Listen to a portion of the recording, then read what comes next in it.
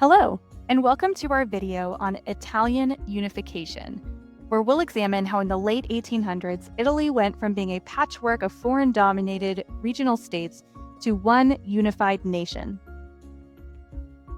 This video will break down into three main areas: the influential leaders who spearhead the unification movement, the road to unification through wars, diplomacy, and revolution, and finally, the social and political challenges Italy faces after unification. Okay, let's set the stage. After the Congress of Vienna in 1815, the Italian peninsula was divided and dominated by foreign powers. Austria controlled the wealthy northern provinces, and then the Spanish Bourbons are going to rule over the two Sicilies in the south. And then the Pope governs the central papal states, like where the Vatican is.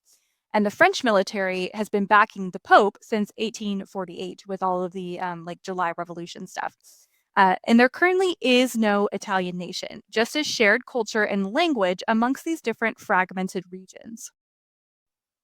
And the Italian unification effort doesn't just have one leader, as we'll see here in a moment. They actually have three main leaders of this movement. They are all three very different and have very, conflicting ideas even about what they see the future of Italy being.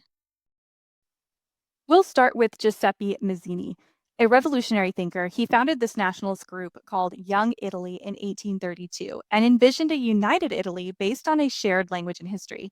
His movement, part of a broader resurgence, was idealistic and republican in nature. And while early uprisings in 1848 failed, which we've talked about, and forced him to exile, his ideas ignite nationalist sentiment throughout the peninsula. Then there's Count Camillo de Cavour, the political mastermind and prime minister of Piedmont Sardinia.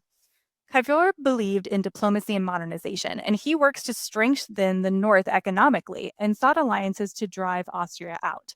Unlike Mazzini, Cavour was pragmatic, and he wanted unification under a constitutional monarchy, not a republic. And finally, we have Giuseppe Garibaldi, a revolutionary soldier and nationalist, and he led the famous Red Shirts, a volunteer force that fought in the South. While Mazzini inspired with ideas and Cavour maneuvered politically, Garibaldi took a different action, liberating Sicily and Naples in 1860. So, despite being a staunch Republican, he eventually hands over the South to Northern monarchy to preserve the unity of Italy because he sees that as being more important. So now we have the leaders. Let's look at how they actually led the people of Italy into creating one nation. True unification in Italy really starts around 1859. Cavour secured a secret alliance with Napoleon III of France, who agreed to help drive Austria out of Lombardy and Venetia. And Cavour provoked Austria into declaring war, and then the joint French Sardinian forces win really quick victories, though only Lombardy was really gained for them at the time. And France receives Savoy and Nice in exchange. But the nationalist momentum had started. This is like the tipping point of this movement. And these victories will inspire central Italian states like Parma, Modena, and Tuscany to hold plebiscites, or popular votes, and choose to join the Kingdom of Sardinia. It was peaceful, but a powerful step towards unification. Now, while this is all happening in more central Italy, at the same time, Cavour is secretly helping the nationalist rebels in southern Italy as well. And he does this kind of more on the down low. He doesn't send his own army, but he does send support. And in May of 1860, Garibaldi and his 1,000 red shirts land in Sicily and swiftly defeat the Bourbon forces there. So they defeat the Spanish, gaining more popular support for their movement. After liberating Sicily, Garibaldi crossed into the mainland and captures Naples. And by this point, he's effectively controlled the entire southern half of Italy. But rather than creating his own republic, Garibaldi received a firm message from King Victor Emmanuel II, where he basically told him, "You either need to unite peacefully or we risk a civil war because I will fight you over this." And so Garibaldi stepped aside, allowing unification with the North. And this brings us to 1861, where a new parliament declares the Kingdom of Italy with Victor Emmanuel II as its first king. Only Venetia and Rome remained outside the kingdom at this point. Now, sadly, Cavour died just months later, reportedly saying, as his final words, really iconic, "Italy is made, all is safe." But of course, they're not totally complete yet. They still don't have Venetia and Rome. Now, remember, Rome is currently under the control of the papal state. So the Pope, is over Rome. And there's a lot of tensions that remain. So Garibaldi, he tries to capture Rome in 1862, but it doesn't work. He's defeated. And in 1864, Victor Emmanuel II reached an agreement with Napoleon III, who had been backing the papal states, to remove French troops from Rome.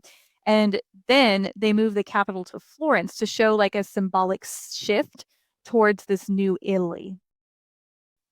So they had a deal with France for Rome, and now they're looking, how do we get Venice, basically? How do we get Venetia?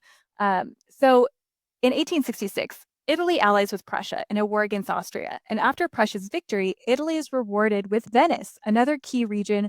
One major piece of the puzzle is now in place.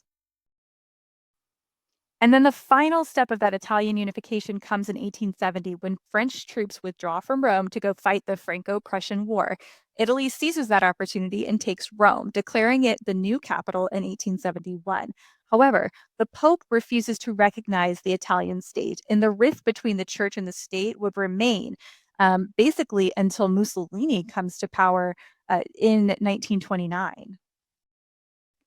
Okay, so now the Italians have their own state. What challenges will this new country have moving forward? Despite this new unification, Italy faces serious internal divisions. The industrial north and the agrarian south have little in common. Regional dialects, poor infrastructure, and weak political institutions made governing difficult. There were a lot of strikes, riots, and instability that continued on, and Italy enters the 20th century as a united but very poor and fragile state. So it kind of makes sense that, we see the rise of a leader like Mussolini later on in the early 20th century. So, Italian unification, it's not a single event, but a pretty long, complex, decade-long process of, these different people all advocating for a single unified Italy. And that brings us to the